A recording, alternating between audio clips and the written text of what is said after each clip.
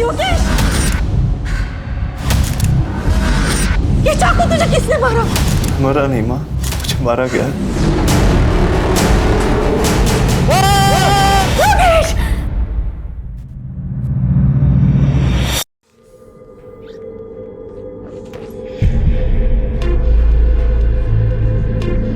करिश्मा!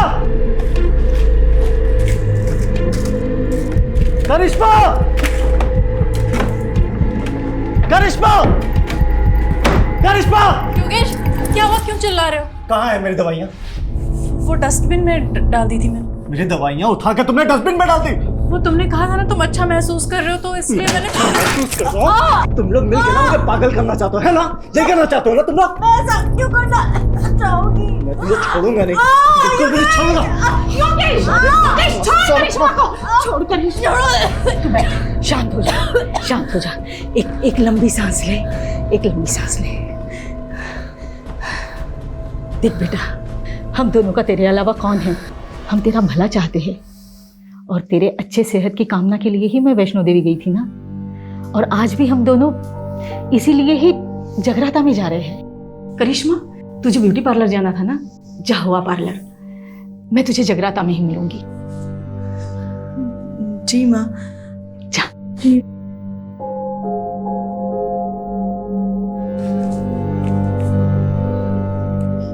Take rest Yogesh.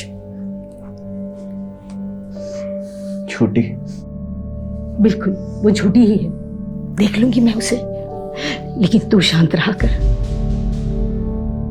ये ले, तू आराम से बैठ के चाय और नाश्ता कर ले। मैं जगराता जा रही हूँ, तेरे लिए बिरयानी बना के रखी है, गरम करके खा लेना। हम दोनों सुबह तक आ जाएंगे, ठीक है बेटा? ये ले।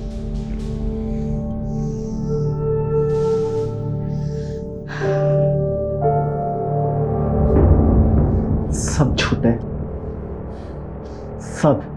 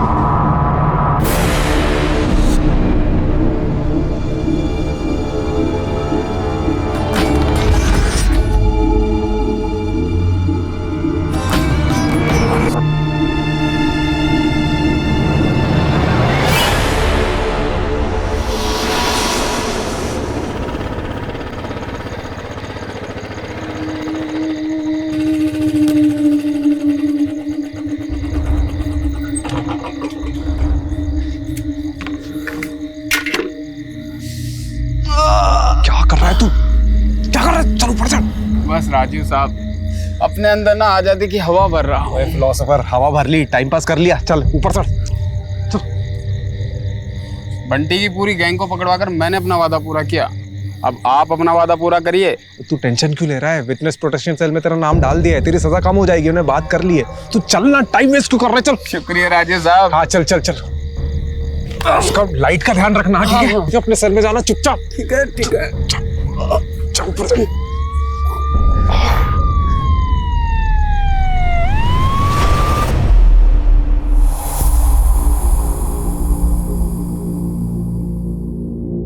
एक क्रिमिनल को पकड़ने के लिए दूसरे क्रिमिनल को जेल से भगा दिया। आई एग्री सर, राजीव ने जो किया वो गलत था, लेकिन आप उसका रिजल्ट भी तो देखिए सर। बंटी जो 2 साल से फरार था, हमारे हाथ नहीं आ रहा था, ओनली बिकॉज ऑफ राजीव वो आज हमारी कस्टडी में है। आप राजीव को बुलाइए। Sir. Sir relax. Thank you sir. Rajiv तुम्हें सस्पेंड नहीं कर रहे हैं, लेकिन अगले 1 महीने के लिए तुम कंट्रोल रूम में पोस्टेड रहोगे। बट सर, डिसीजन लिया जा चुका है, please don't argue. But sir मैं तुम आज ही कंट्रोल रूम ज्वाइन करोगे। सर मैं मानता हूँ कि मैंने कानून तोड़ा है, लेकिन आप ही बताइए, अगर एक एम्बुलेंस इमरजेंसी में सिग्नल तोड़ती है तो क्या आप एम्बुलेंस के ड्राइवर पर कानून तोड़ने का चार्ज लगाएंगे? हाँ, मेरा तरीका गलत हो सकता है लेकिन मेरा इरादा बिल्कुल भी नहीं सर। जय हिंद सर।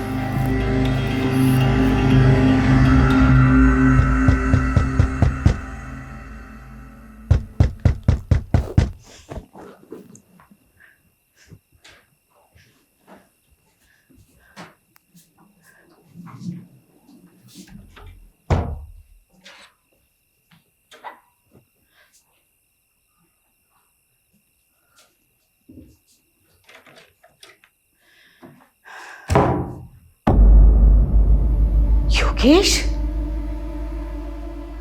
बेटा तू?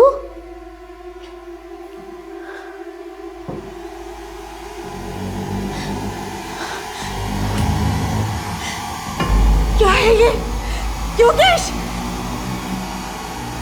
मरा नहीं माँ, मुझे मारा गया। योगेश! योगेश! योगेश! माँ, फिर से बुरा सपना देखा?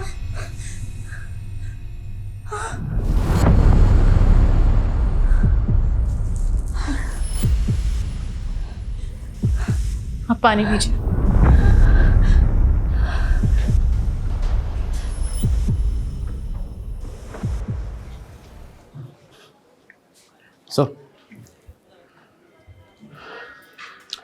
सॉरी सर, शिवा को पकड़ने का प्लान हम दोनों का था और सज़ा भी हम दोनों को ही मिलनी चाहिए थी।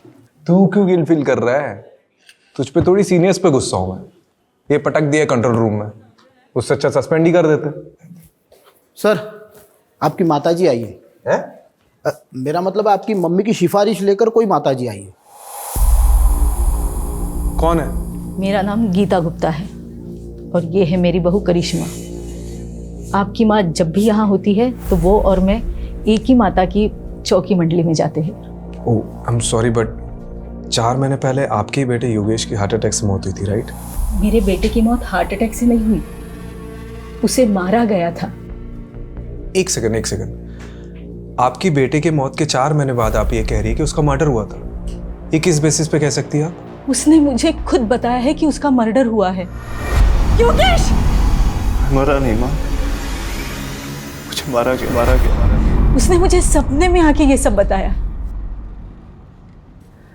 देखिए, मैं जानती हूँ आपको मम्मी की बात पर विश्वास नहीं होगा, पर जब से योगेश गए हैं तब से मम्मी को डरावने सपने आने लगे हैं। योगेश मुझे कुछ कहना चाहता है, वो अपने मौत का इंसाफ चाहता है, इसीलिए हम दोनों यहाँ आए हैं। गीता जी, मैं आपसे क्या कहूँ? देखिए, मैं चाह कर भी आपकी मदद नहीं कर सकता क्योंकि आपके पास कोई केस ही नहीं है। देखिए, किसी भी डरावने सपने को बेस बना के हम इन्वेस्टिगेशन नहीं कर सकते। इसका मतलब तुम्हें मुझ पे विश्वास नहीं है? देखिए गीता जी, आई एम रियली सॉरी, मैं आपकी कोई मदद नहीं कर सकता। ठीक है बेटा, जैसी तुम्हारी मर्जी।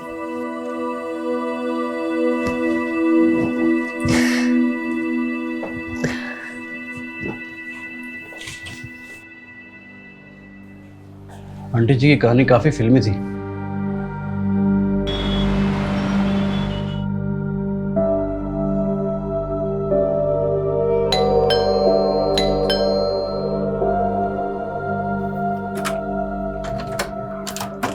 अरे, आप लोग यहाँ इस वक्त?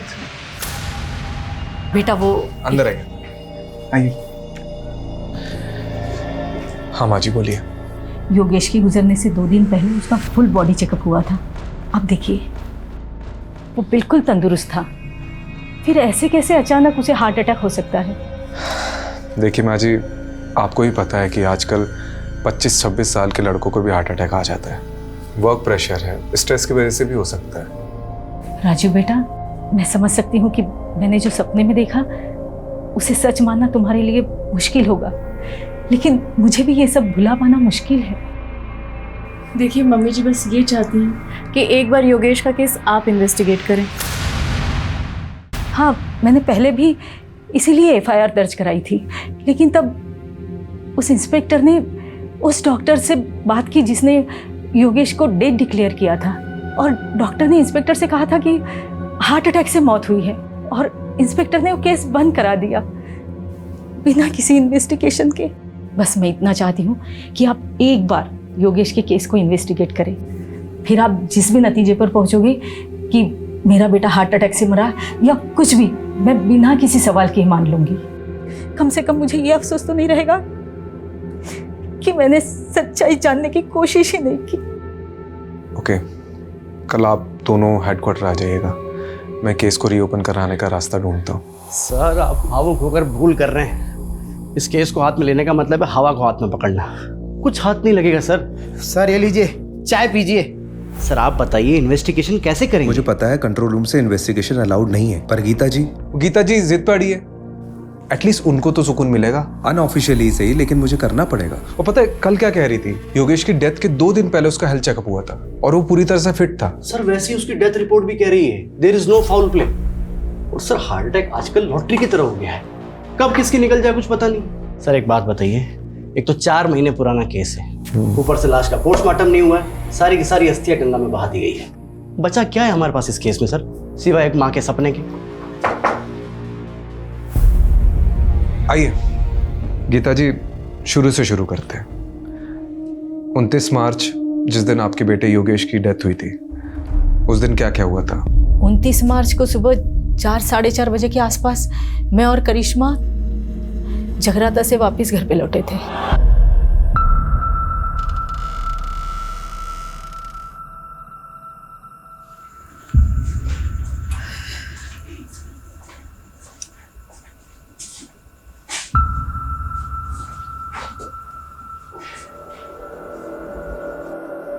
योगेश, योगेश, योगेश, योगेश, क्या हुआ बेटा? क्या हो गया? योगेश! बेजान पड़ा था मेरा बेटा। हमने फौरन डॉक्टर को बुलाया, डॉक्टर ने योगेश को डेड डिक्लेयर कर दिया। और अगले दिन जब योगेश की मेडिकल रिपोर्ट देखी तो सवाल ये उठा कि अचानक ऐसे कैसे योगेश की मौत हार्ट अटैक से हो सकती है। इसीलिए मैंने FIR दर्ज कराई थी। आपने जो पुरानी FIR दर्ज करी है उसकी डिटेल्स दीजिए, मैं वो फाइल मंगवाता हूँ।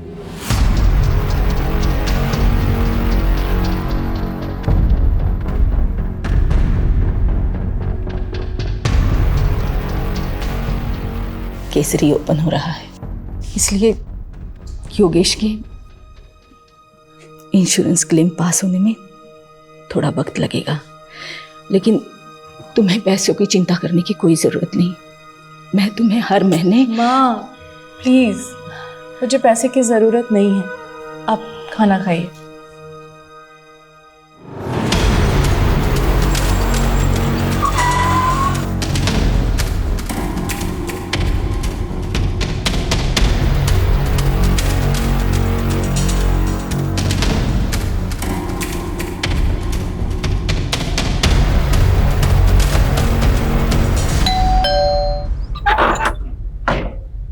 हेलो,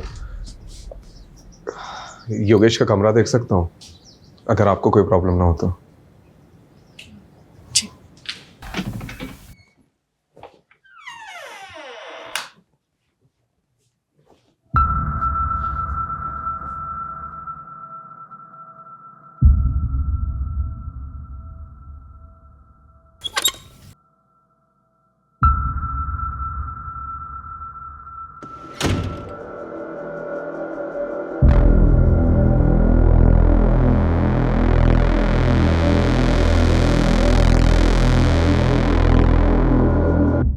ये दोनों मेरे पोते हैं, युवराज और योहान, दून स्कूल में पढ़ते हैं।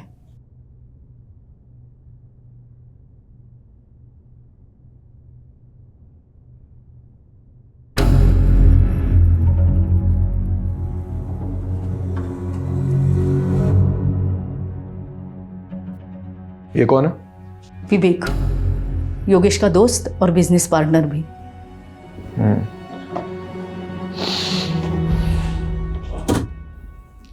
ये लैपटॉप किसका है? योगेश का। करिश्मा जी, आपके पास योगेश की कोई फोटो होगी उस दिन की जिस दिन उसकी डेथ हुई? मेरे बेटे युहान ने अपने भाई के लिए लिया था। युवराज का बोर्ड एग्ज़ाम था, इसलिए वो अपने पापा को आखिरी बार देखने नहीं आ पाया था। योहान से कांटेक्ट करके वो फ़ोटो मुझे भेज दीजिए। और भी कोई वीडियोस या फ़ोटोज़ लिए गए होंगे विधि के समय तो वो भी भेज दीजिएगा। मैं ये लैपटॉप और हार्ड डिस्क लेके जाता हूँ। कुछ इन्फॉर्मेशन मिल सकती है।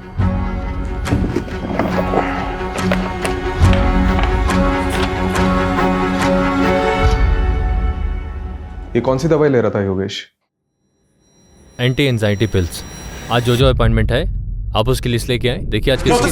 डॉक्टर साहब मुझे अभी आपसे बात करनी है, बहुत जरूरी। ओके काम डाउन नहीं डॉक्टर साहब, नहीं डॉक्टर साहब, योगेश काम डाउन। क्या चला आपको समझ में नहीं आ रहा मेरे साथ क्या हो रहा है? योगेश शांत हो जाओ, शांत हो जाओ योगेश, रिलैक्स।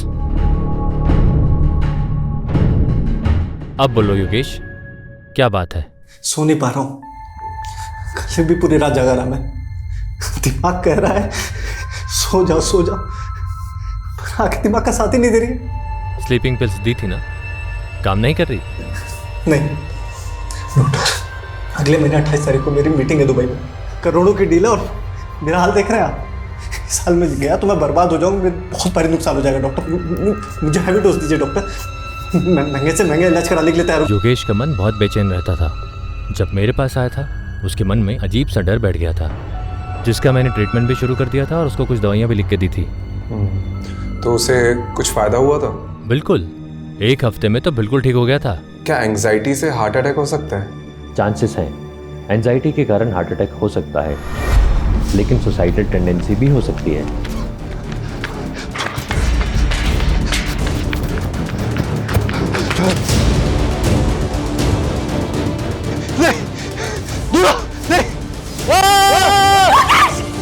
योगेश, योगेश, माँ, फिर से बुरा सपना देखा?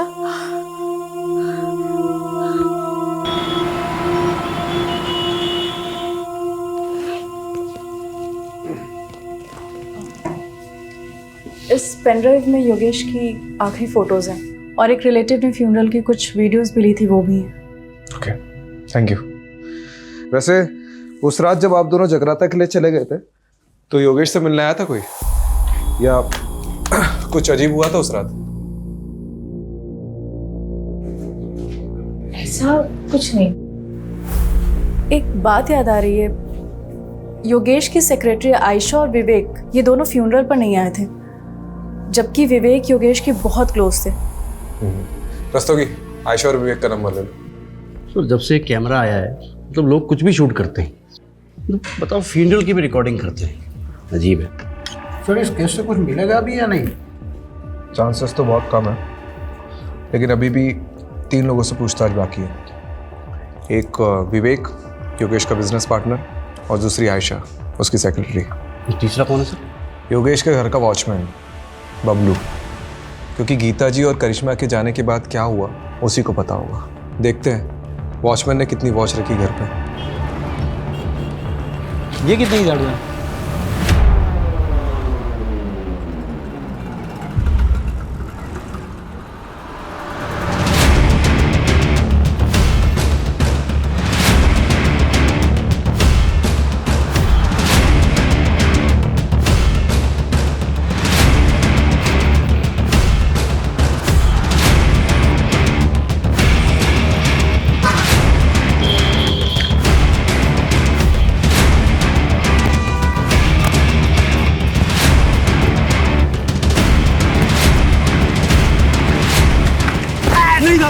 मैंने कुछ नहीं किया था, मैंने कुछ नहीं किया, मुझे कुछ नहीं किया ना? नहीं था। वेरी गुड, हम भी ऐसे ही इंसान को ढूंढ रहे जिसने ना कुछ भी नहीं किया, बाद में ना सब कुछ बता। देख बबलू, डर मत, अब ठीक से याद करके बता कि 28 मार्च को योगेश के घर में कौन कौन आया था, कौन गया था और क्या क्या हुआ था। वो दिन बड़ा ही बेकार दिन था, एक के बाद एक तमाशे हो रहे थे योगेश साहब के घर पे।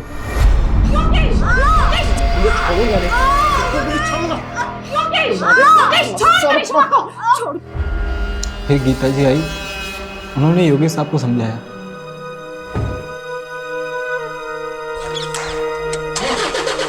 उसके बाद करिश्मा मैम चली गई। ये करिश्मा मैम घर से कितने बजे निकली थी? लगभग 5:30 बजा होगा साहब, क्योंकि मैं वही टाइम पे चाय पीता हूँ। और उसके बाद क्या हुआ था? फिर 7 साढ़े 7 बजे मैंने एक और झगड़े की आवाज़ सुनी। क्या है ये योगेश, तूने अपनी माँ को इतना बड़ा धोखा दिया, मेरे नकली साइन करके अपनी पुश्तैनी जमीन बिकवा दी। क्यों इतना ओवर रिएक्ट कर रही हो माँ? तुम क्या करती हो जमीन का? मुझे बिजनेस में ज़रूरत थी पैसों की तो मैंने उठा के बेच दिया। और वैसे भी तुम्हारे मरने के बाद तो वो ज़मीन मेरी होने वाली थी ना, तो क्या गलत किया? अरे तो मुझे बता दिया होता, मेरी नकली साइन क्यों की? इसी मेलो ड्रामा से बचने के लिए कि पापा की आखिरी निशानी है, पुश्तैनी जमीन है, ब्ला ब्ला ब्ला ब्ला। तेरे पापा का अरमान था उस जमीन को पापा लेके। नहीं रहे अब सारे फैसले मुझे करने हैं। अब आपको संभालना भी मुझे है माँ। मैं आपको अच्छे से नहीं संभाल रहा हूँ क्या? आजकल के बच्चों को देखिए, वो अपने माँ बाप को उठा के वृद्धाश्रम छोड़ाते हैं, लेकिन मैं ऐसा नहीं हूँ माँ। मैं आपको संभाल रहा हूँ, है कि नहीं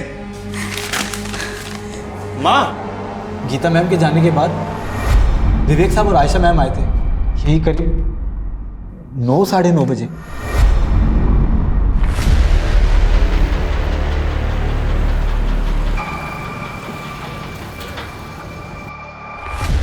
विवेक सर और आयशा मैडम जी जब आए तब घर के अंदर जाने से पहले दोनों काफी देर तक कार में कुछ बातें कर रहे थे।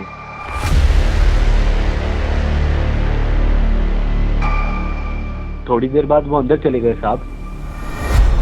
तो इसकी रजिस्टर में एंट्री क्यों नहीं करवाई? साहब ये दोनों अक्सर वहाँ मिलने आया करते थे। बबलू तो फिर से मत कहना कि तूने फिर से कोई झगड़े की आवाज़ सुनी थी।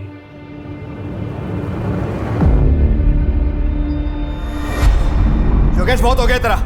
मान ले मेरा प्रपोजल में तंग आ गया हूं तेरी जिद से। तंग तो मैं आ गया हूं, हर बार तेरी वजह से मुझे घाटा हुआ है। अबे गधा है तू, एक नंबर का गधा। साले अगर नंगों के शहर में ना तुझे लंगोट बेचने के लिए बेच दूं तो वो भी नहीं बेच सकता तू। साले बहुत सुन ली मैंने तेरी बकवास। तू मुझे अपना डिसीजन बता कि तू है या नहीं मेरे साथ। नहीं हूं, बोल अब क्या करेगा बोल। कॉलर छोड़। नहीं छोड़ूंगा। कॉलर छोड़। नहीं छोड़ूंगा साले। योगेश! विवेक! काम डाउन, इधर बैठो तुम। सिट। सर आप भी बैठिए। आप लोग दोस्त हैं और बिजनेस पार्टनर्स हैं। अगर आप साथ में काम नहीं कर सकते तो अलग हो जाइए। ये क्या तरीका है? आयशा मैडम ने बात को संभाल लिया, फिर दोनों शांत होकर बैठ गए। थोड़े टाइम बाद आयशा मैम वहाँ से चले गए और फिर ठीक आधे घंटे बाद विवेक साहब भी वहाँ से चले गए गाड़ी में बैठकर। उसके बाद कोई नहीं आया साहब। कोई आया नहीं है? तूने देखा नहीं? साहब 12 बजे मैं सोने चला जाता हूँ, उसके बाद कोई आएगा भी तो कैसे पता लगेगा मुझे? ये सब तूने गीता जी और करिश्मा को बताया था? नहीं साहब, किसी ने पूछा नहीं तो सामने से जाके क्या बताता साहब। वैसे योगेश साहब बहुत अच्छे इंसान थे साहब, दिलदार थे। अरे बबलू जी साहब। कोई वो तो कुछ नहीं साहब, बस वो। ये लो 1 लाख रुपए पूरे तुम्हारी माँ के इलाज के लिए, अच्छे से करवाना। शुक्रिया साहब, मैं ये रकम आपको जल्दी ही 1 साल में वापस लौटा दूंगा साहब। मेरे पैसे मेरे अपने ही खा जाते हैं। मजाक कर रहा हूँ, पैसे लौटाने की कोई ज़रूरत नहीं, ठीक है? शुक्रिया साहब, बहुत बहुत शुक्रिया। आपको ये सब सच लग रहा है सर? मुझे तो ये सब कहानी लग रही है। नहीं रस्तोगी जी, मुझे सिर्फ ये कहानी नहीं लग रही है, इसमें कुछ ना कुछ तो सच्चाई है। जी सर, आप सही थे। काफ़ी सारी नई चीज़ें निकल कर आई है इसमें। पता है, मैंने ये सोचा भी नहीं था कि ये केस ऐसे पलटेगा। पहले तो ये सिंपल हार्ट अटैक का केस लग रहा था, लेकिन अब 3 सस्पेक्ट सामने आए। पहला तो वो विवेक, योगेश का बिजनेस पार्टनर। जी सर, वो आखिरी इंसान जो योगेश के घर से बाहर निकला था। हाँ सर, हो सकता है आयशा मैडम भी मिली हुई हो सकता है, क्योंकि आयशा और विवेक योगेश के फ्यूनरल पे नहीं गए थे, और ऊपर से करिश्मा ने जो विवेक का नंबर दिया है वो भी स्विच ऑफ आ रहा है। दूसरा सस्पेक्ट एक करिश्मा हो सकती है, क्योंकि इसके योगेश से बहुत ज़्यादा झगड़े होते थे। सर तो फिर तीसरा सस्पेक्ट कौन हो सकता है? योगेश की माँ है? गीता गुप्ता। हो सकता है उन्हें जो भी सपने आ रहे हैं वो कहीं ना कहीं उनके ही अंदर का गिल्ट है, जो उनको चैन से सोने नहीं दे रहा है। लेकिन सर वो खुद ये केस रीओपन करवा के अपने लिए मुसीबत क्यों खड़ी करेगी? कमलेश, उन्हें भी यही लग रहा हो कि हम भी यही सोचकर बैठे रहेंगे और उन पर डाउट नहीं आएगा, इसलिए वो खुद सामने से आई और केस को रीओपन करवाया। हाँ, नहीं बताया मैंने योगेश और मेरे झगड़े के बारे में, लेकिन इस झगड़े से योगेश की मौत का कोई लेना देना नहीं है। देखिए, लेना देना है या नहीं है वो तो इन्वेस्टिगेशन के बाद ही पता चला। खैर, आपने हमें पहले कुछ बताया नहीं है तो अभी बता दीजिए। उस रात तेरे पापा का अरमान था उस जमीन को लेके। पापा नहीं रहे अब सारे फैसले मुझे करने हैं। अब आपको संभालना भी मुझे है माँ। आपको बुरा तो लगा होगा योगेश के इस बर्ताव से। मेरा बेटा गुस्से में कुछ भी बोल देता था, लेकिन वो दिल से बुरा नहीं था। उस दिन जब मैं बाहर गई थी तो उसने मुझे थोड़ी देर बाद मैसेज किया था। हाँ, ये देखिए।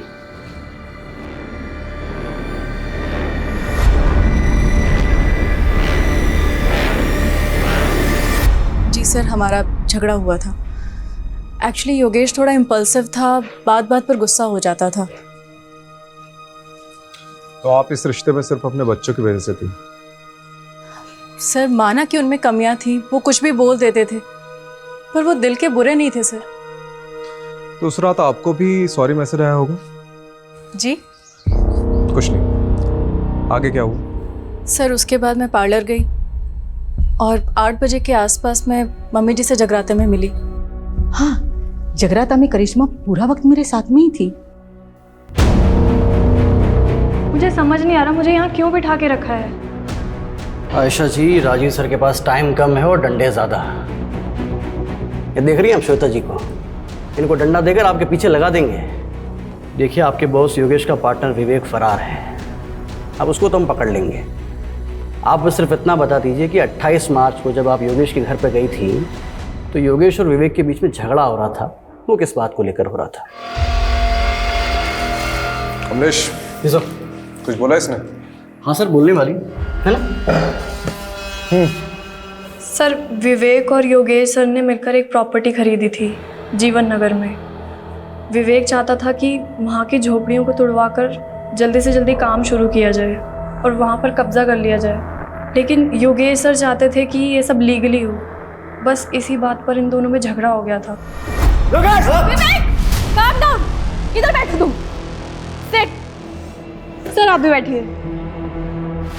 आप लोग दोस्त हैं और बिजनेस पार्टनर्स हैं। अगर आप साथ में काम नहीं कर सकते तो अलग हो जाइए। ये क्या तरीका है? आयशा जी, आपको क्या लगता है ये विवेक ने वाकई में योगेश का मर्डर किया होगा? सर मुझे नहीं पता। उस दिन मेरी माँ बीमार थी और वो हॉस्पिटल में एडमिट थी और मुझे उस दिन जल्दी निकलना पड़ा था। लेकिन हाँ, जिस दिन हम योगेश सर के घर जा रहे थे तब विवेक बहुत गुस्से में था। इसके सर पे ना सच्चाई का भूत सवार है। एक जमीन के लिए इतना वेट नहीं कर सकता मैं। देखो विवेक, तुम्हें योगेश सर से थोड़े ठंडे दिमाग से बात करनी चाहिए। क्या ठंडे दिमाग से बात करूं मैं? अच्छा एक बात बताइए, कहीं आपने तो छुपा के नहीं रखा है विवेक को?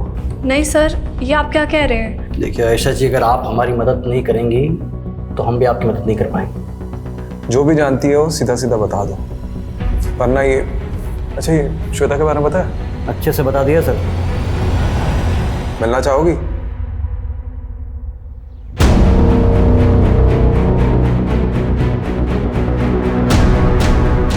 सर आयशा ने जो लोकेशन बताई थी उस पर हम नजर रखे हुए हैं।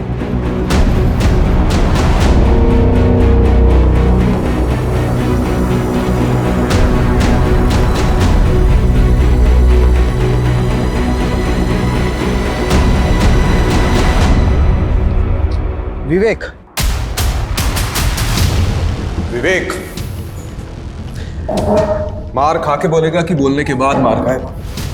चॉइस तेरी है। देख, हमें सब पता है कि योगेश की मौत में तेरा ही हाथ है। बहुत नफरत करता था ना उससे।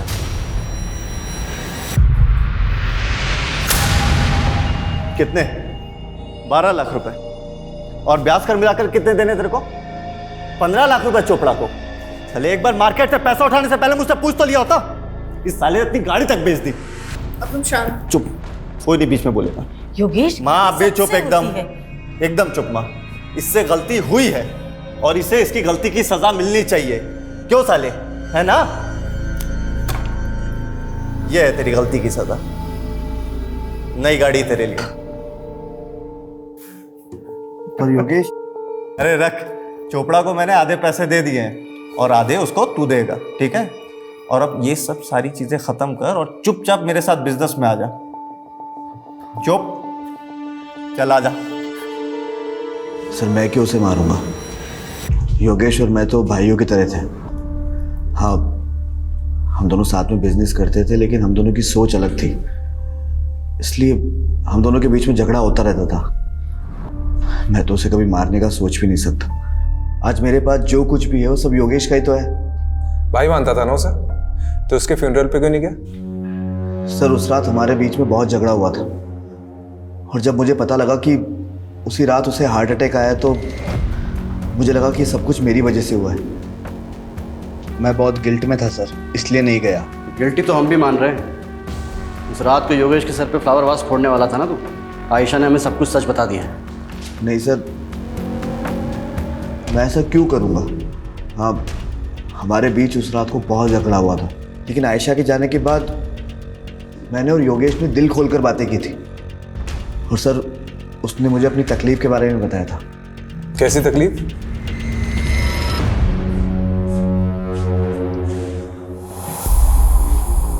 सब गलत हो रहा है यार, खुद पर काबू ही नहीं रहता। रोज झगड़ा होता है करिश्मा से। आज भी मैंने उसको बहुत भला बुरा बोला, बहुत झगड़े हुए, लड़ाई हुई, माँ को भी नहीं छोड़ा यार। अपनी इन्हीं हरकतों की वजह से मैंने बच्चों को यहाँ से दूर किया। लेकिन यार, तू तो बता रहा था कि डॉक्टर अग्रवाल की दवाइयाँ तेरे पर काफ़ी असर कर रही है। जिस दिन लेता हूँ तब तक असर करती है, और जिस दिन नहीं लिया तो तू टेंशन मत ले। मैं ना एक साइकेट्रिस्ट को जानता हूँ। मैं बात करता हूँ ना तेरे लिए। तू रिलैक्स कर। मुझे पता है तुझे बेस्ट रिलैक्स कराने का तरीका। एक मिनट रुक।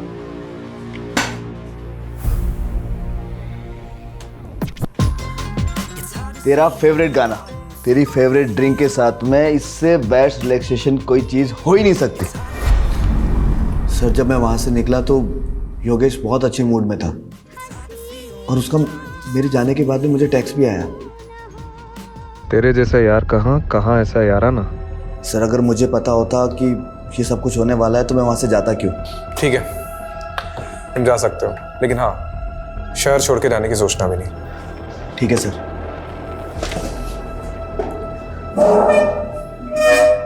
सर, वो मुझे आपको कुछ बताना है।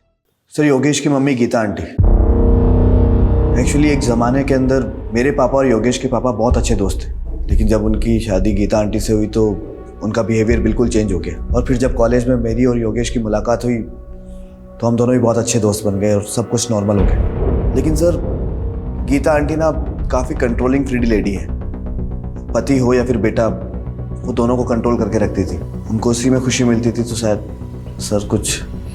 ठीक है, तुम जाओ।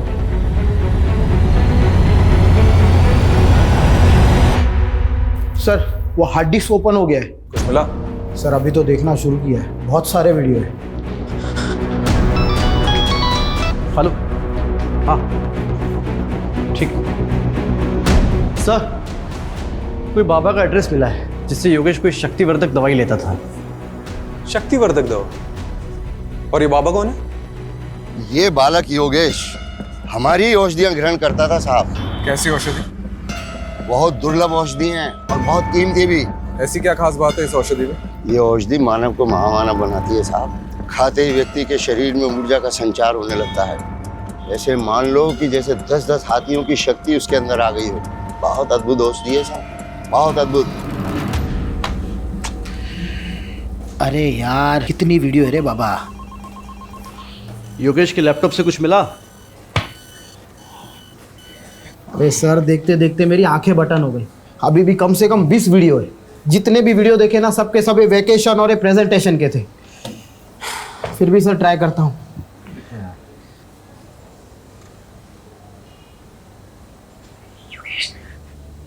दूर रहो मुझसे, योगेश दूर रहो मुझसे। योगेश मुझे प्लीज, योगेश दूर रहो मुझसे। डरो मत करिश्मा। सर, एक मिनट, ये सुनिए।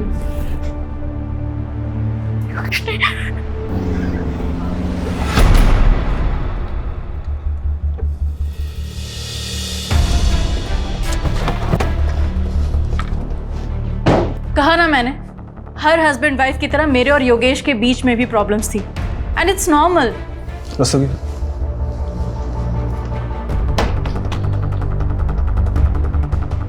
दूर रहो मुझसे, योगेश दूर रहो मुझसे। ये सब आपको नॉर्मल लगता है? डरो मत करिश्मा। योगेश नहीं। I can't believe it. वो ये सब शूट भी करता था। परवर्ट। देखिए, ये वीडियोस कभी भी बाहर नहीं आएंगे, लेकिन योगेश की मौत का सच हम बाहर ला कर रहेंगे। और इसके लिए आपका सच बोलना बहुत ज़रूरी है। हमें पता चला है कि योगेश किसी बाबा से शक्तिवर्धक दवाइयाँ लेता था? हाँ, योगेश की अजीब सी फैंटेसीज थी। जब हम दोनों अकेले होते थे ना घर में, तो ऐसा लगता था उसकी फैंटेसीज को पंख लग गया हो। वो अजीब बिहेव करता था। करिश्मा आज ये ट्राई करते हैं, है ना? पागल हो गए हो क्या? This is so wild. बिल्कुल भी नहीं। करिश्मा कसम से एक्सट्रीम तक नहीं जाएंगे हम। पति था मेरा, मैंने उसकी बात मान ली। लेकिन योगेश उस दौरान इतना वहशी हो जाता था, एकदम हैवानियत पे उतर आता था, जैसे मैं उसकी बीवी नहीं कोई शिकार हूं। दूर रहो मुझसे योगेश, दूर रहो मुझसे योगेश, प्लीज योगेश, दूर रहो मुझसे। डरो मत करिश्मा। योगेश नहीं, प्यार से मारूंगा। योगेश, योगेश, योगेश। पेन में एक अजीब प्लेजर मिलने लगा था उसे। और फिर एक दिन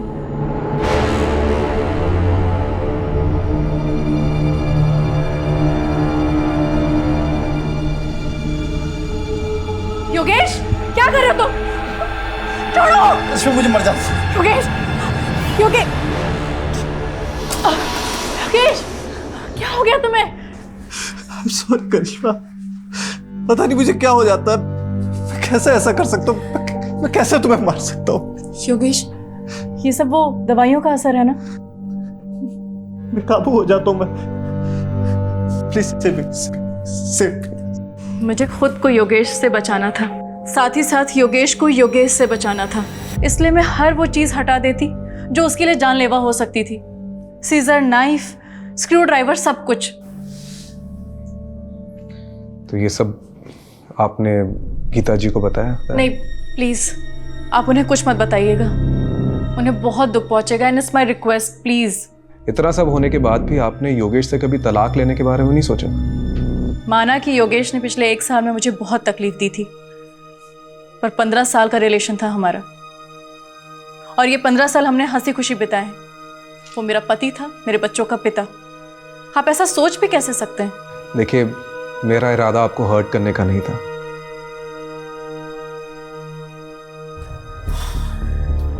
मुझे ये योगेश का कैरेक्टर समझ में नहीं आ रहा। राम और रावण दोनों बसे थे सर उसमें। कमलेश, राम और रावण तो हम सब में बसे होते हैं। अब मैटर ये करता है कि हमारा दिमाग किसकी सुनता है, राम की या रावण की। सर बात वहीं आकर रुक जाती है। योगेश का अगर मर्डर हुआ है तो मोटिव किसके पास था? विवेक, जिसकी उसने बहुत बेइज्जती की थी। नहीं नहीं नहीं, इन सब में सबसे ज्यादा सफर करिश्मा ने किया है। तो अगर किसी के पास सबसे ज्यादा स्ट्रॉन्ग मोटिव है तो वो है करिश्मा। सर आपका शक अगर सही भी है तो करिश्मा ने करिश्मा किया कैसे? योगेश की माँ ने हमें गवाही दी है, करिश्मा जगराते में रात भर उनके साथ थी। लेकिन ऐसा कौन कह रहा है कि हमें गीता जी पर भरोसा कर लेना चाहिए? वो भी तो अपनी बहू के साथ मिली हो सकती है। चेक करो, इन सब पर नजर रखो। और हाँ, इनके मोबाइल डिटेल्स, लोकेशन डिटेल्स और सोशल मीडिया डिटेल्स सब चेक करो, इंक्लूडिंग गीता जी।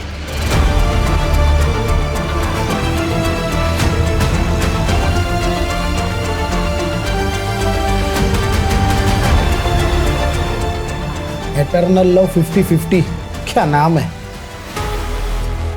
अरे सर सारे सस्पेक्ट की सभी सोशल मीडिया अकाउंट पे स्कैनिंग की, उसमें से एक ऑनलाइन स्टॉकर हाथ लगा है। एटर्नल लव 50-50 पिछले कई साल से एक करिश्मा को सोशल मीडिया पे स्टॉक कर रहा है। 2 साल पहले भी इसने करिश्मा को कुछ मैसेजेस किए हैं। सर जब ये करिश्मा कॉलेज में थी ना तो मिस दिल्ली रह चुकी थी। तू क्या इतने सालों बाद ये फिर से आ गया? कुछ भी? अरे सर ऐसा ही है, ये स्टॉकर ने कितनी बार करिश्मा को प्रपोज भी किया था, पर कुछ टाइम बाद करिश्मा के डांटने पर इसने मैसेजेस करना बंद कर दिया। इसका प्रोफाइल तो देखो, है कौन ये? इसका प्रोफाइल तो देखो, है कौन ये? लगता है ये HNF जिम का मेंबर है। रस्तोगी, ये जिम के मेंबर्स की लिस्ट निकालो। कितने लोग हैं? 5000 के आसपास लोग हैं। मेरे गांव से भी ज्यादा लोग तो तुम्हारी जिम में हैं।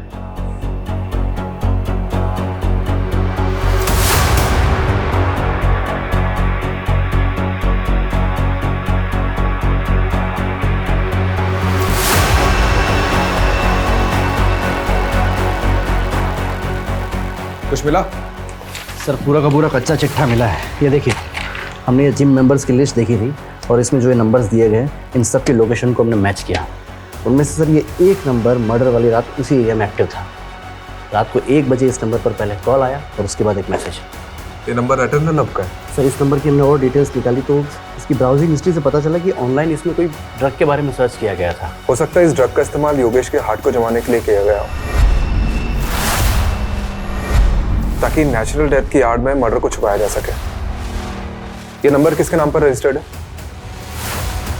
हाँ मैं आ रही हूँ, लेकिन आप बताएंगे बात क्या है?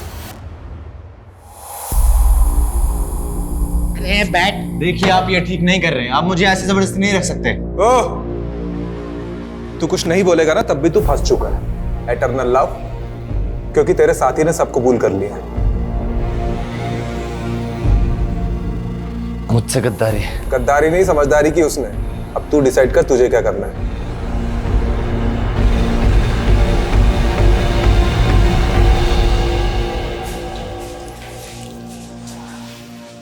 जी मैं जा सकती हूँ। अरे रुकिए, पहले ये वीडियो देख लीजिए।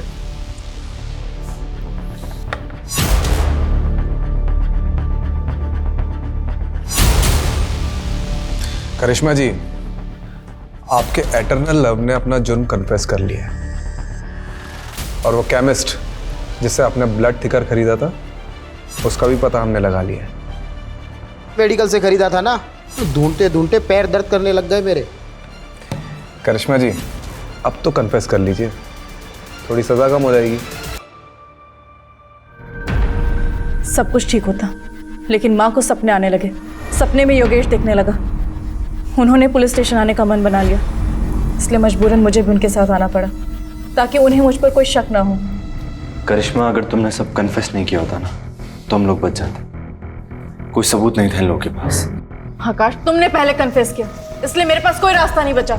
झूठ मत बोलो, देखा था मैंने तुम्हें इस लेडी कांस्टेबल को अपना कन्फेशन लिखाते हुए। बेवकूफ, मैं बस उसे इंफॉर्मेशन दे रही थी। अरे लवबर्ड्स, झगड़े क्यों कर रहे हो? हाँ, तुम दोनों की थोड़ी गलती है, वो तो हमने प्लान किया था तुमसे सच उगलवाने के लिए। करिश्मा जी ने एक दूसरा नंबर भी ले रखा था, जिसके बारे में हमें नहीं बताया, और उस नंबर की लोकेशन रात को 1 बजे योगेश के घर की थी। उस नंबर से हमें और भी इंफॉर्मेशन मिली है, लेकिन ये भी जरूरी था कि तुम दोनों अपने मुंह से उगलो।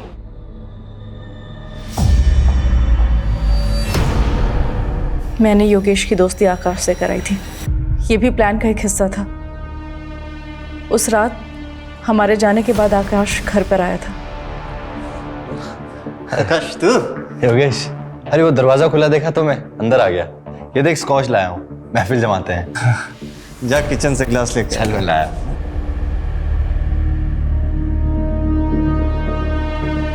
प्लान ड्रिंक में ब्लड थिकर मिलाकर पिलाने का था, ताकि किसी को शक ना हो।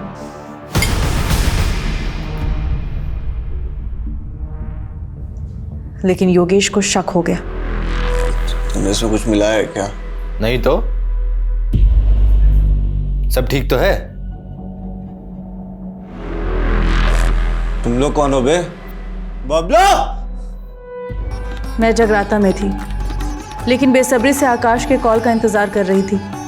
जब काफ़ी देर तक कॉल नहीं आया तो मुझे टेंशन होने लगी, और मैंने मम्मी से वॉशरूम का बहाना मारा और पीछे के रास्ते से घर लौटी। मम्मी, मैं वॉशरूम से आती हूँ। जब मैं घर पहुंची तो देखा कि योगेश अकेला सब पे भारी पड़ रहा था। योगेश! करिश्मा, अच्छा हो तुम आ गए। पुलिस को फोन करो। ये आकाश मुझे मारने के लिए आए। योगेश, तुम्हें कुछ नहीं हुआ है, शांत हो जाओ। मैं आ गई हूँ ना, मैं आ गई हूँ ना। ये लोग मुझे मार देंगे। तुमने आज दवाई नहीं खाई है ना, इस वजह से हो रहा है। कुछ नहीं हुआ है तुम्हें, तुम आराम करो। कोई तुम्हारा दुश्मन नहीं है योगेश, आराम करो। मैं आ गई हूँ ना, सो जाओ, तुम सो जाओ। रिलैक्स रिलैक्स, तुम सो। तुम्हें आराम की जरूरत है ना? कुछ नहीं हुआ तुम्हें। जोर से मारो, बचना नहीं चाहिए।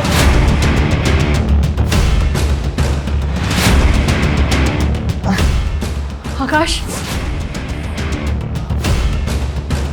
सारा कमरा साफ कर देना, कोई सबूत नहीं रहना चाहिए, और ऐसा लगना चाहिए दिल के दौरे से मरा है।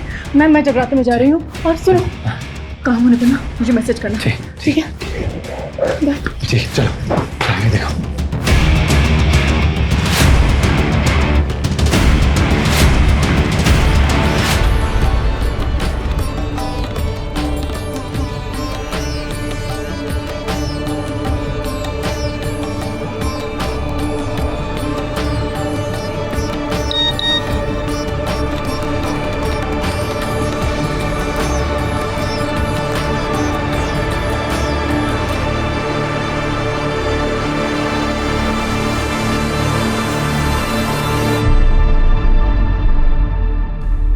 आकाश के साथ दोनों लोग कौन थे? शैलेंद्र और रामानाथ मामूली से चोर थे। आकाश ने उन्हें पैसे दिए थे इस काम के लिए। लेकिन एक बात समझ में नहीं आ रही है, तुम लोग अंदर कैसे घुसे? वो वॉचमैन बबलू, उसको पैसे दिए थे और बोला था चुपचाप जाके अंदर सो जा।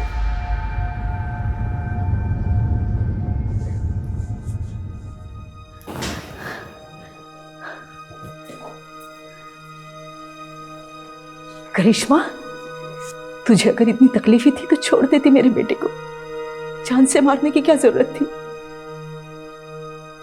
कमलेश, रस्तोगी चलो।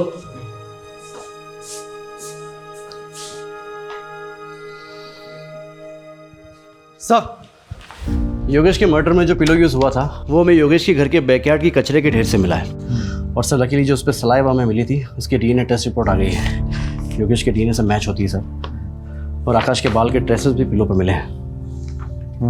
ये स्ट्रॉन्ग एविडेंस बनेगा इस केस में। Right sir. और बबलू का क्या हुआ? सर बबलू को तो धर लिया है। ये न्यूज़ देखिए क्या हेडलाइंस छपी है। 4 महीने बाद खुला मौत का राज, पत्नी ही निकली कातिल। क्या केस था ये? हाँ, कोई मानेगा भी नहीं कि एक सपने ने सच्चाई सामने ला दी। अगर माँ ने गीता जी को हमारे पास नहीं भेजा होता तो ना ही ये केस खुलता और ना ही हमें कातिल का पता चलता। इस केस से एक बात तो पता चल गई है कि माँ की बात मान लेनी चाहिए।